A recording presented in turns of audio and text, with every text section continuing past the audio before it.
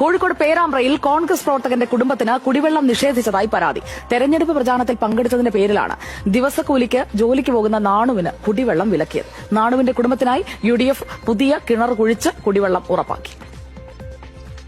ചാലിക്കര പുളിയോട്ടുമുക്കിലെ കോൺഗ്രസ് പ്രവർത്തകനായ നാണുവേട്ടൻ കഴിഞ്ഞ 4 വർഷമായി CPM പ്രവർത്തകനായ ബാലന്റെ പറമ്പിലെ കിണറ്റിൽ നിന്നാണ് വെള്ളമെടുക്കുന്നത്. മോട്ടോർ പ്രവർത്തിപ്പിച്ച് പൈപ്പ് വഴി വെള്ളം വീട്ടിലെത്തിക്കും.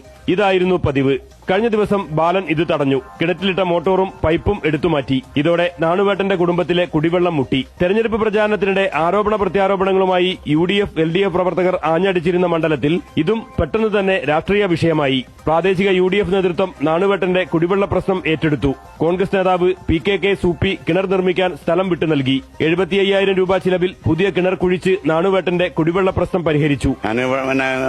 കിണർ കൊടുത്ത് കിണറിന് സ്ഥലം കൊടുത്ത് അവിടെ കിണർ ഞങ്ങളെല്ലാം ഒരു കൂട്ടായ്മയിലൂടെ കിണറൊക്കെ കുഴിച്ച് പിന്നെ ഒരു 75 റുപ്യോളം ആവും അതിന്. ഇപ്പം വെള്ളം കണ്ട് 4 കൊല്ല് ഇനി അടി തൊട്ട് കെട്ടിക്കൊണ്ടുവരണം, പിന്നെ അളമാറി കെട്ടണം.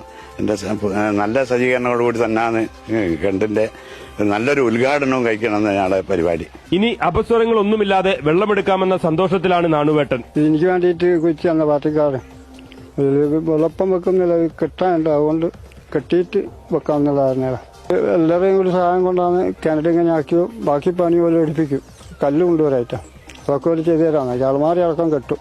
എന്നാൽ പശുക്കളെ കുളിപ്പിക്കാനും കൃഷി ആവശ്യത്തിനും കിണറിലെ വെള്ളം തികയാതെ വന്നതുകൊണ്ടാണ് നാണുവിനോട് വെള്ളം എടുക്കേണ്ടെന്ന് പറഞ്ഞതെന്നാണ് കിണറുടമ ബാലന്റെ വിശദീകരണം.